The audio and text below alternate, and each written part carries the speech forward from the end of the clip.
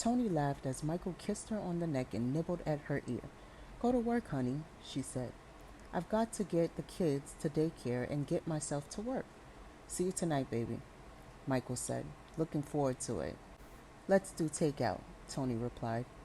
Tony hurried and got the twins, Jessica and Jessie, into their car seats.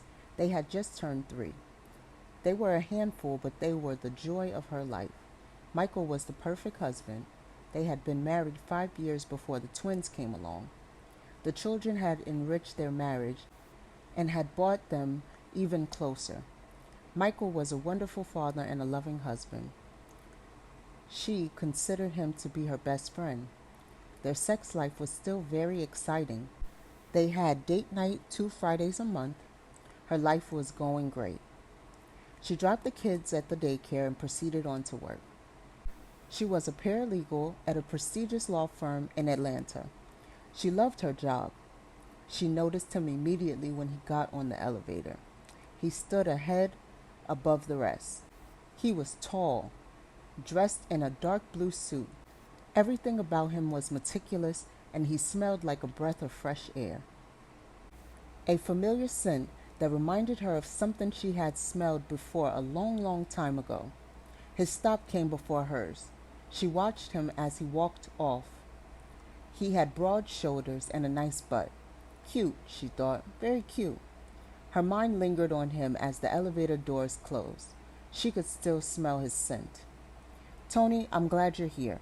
We need to review these contracts, Andy stated as she stepped off the elevator. Tony's mind turned to work. She didn't think about the stranger for the rest of the day. The next day, he entered the elevator. She sniffed. It was there again, that smell. Where have I smelled that before? She thought. It was so familiar. Today he was just wearing a t-shirt and a tie, no jacket, and some black pants. He was very muscular. She found herself itching towards him. He smelled so good. As he left the elevator, she felt a pang of disappointment, but his scent lingered in her nostrils. Tony laughed and held Michael close. She lay contented in bed, wrapping her arms around him. Making love with Michael was always wonderful. I love you, baby, he said softly as he drifted off to sleep. I love you too, Michael, she responded before she drifted into sleep. She noticed that sweet fragrance in the air. She sat up quickly and looked around, startled, laid back down, and fell into a deep sleep. Suddenly, he was there, holding her, making love to her. He made her wild with passion. The sky was the limit.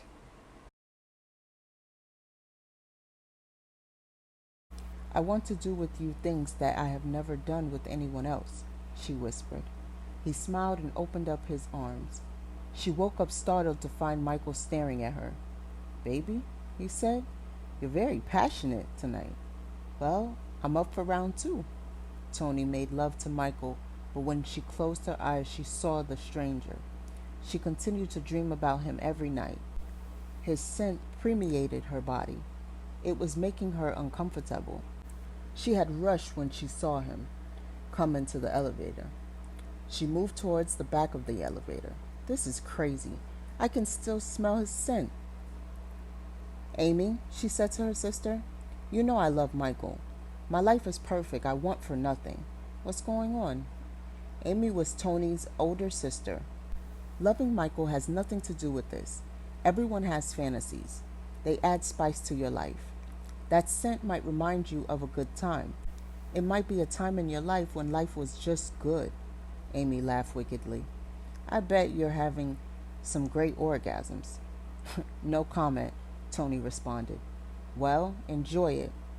It is only make-believe. Who knows? He may have been your soulmate in a past life. Tony relaxed. Her dreams seemed less threatening to her now, and it was true. Her sex life had gone from good to great.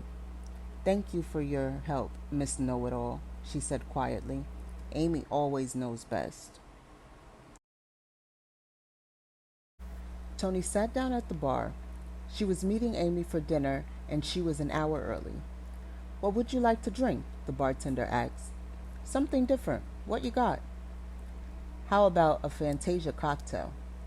What does that consist of? Tony asked.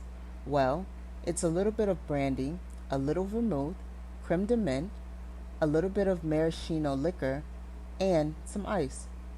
You shake it and you serve it in a glass, but the key ingredient is a little fantasy and a little magic. Sounds delightful. I'll have one. Tony took a sip. Wonderful, she said. She pulled out her book and began to read.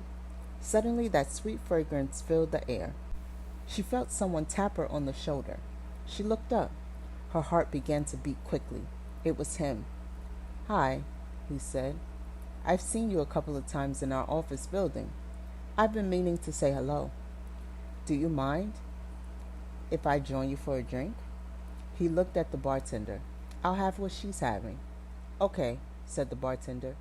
Coming up, a little magic and a little fantasy and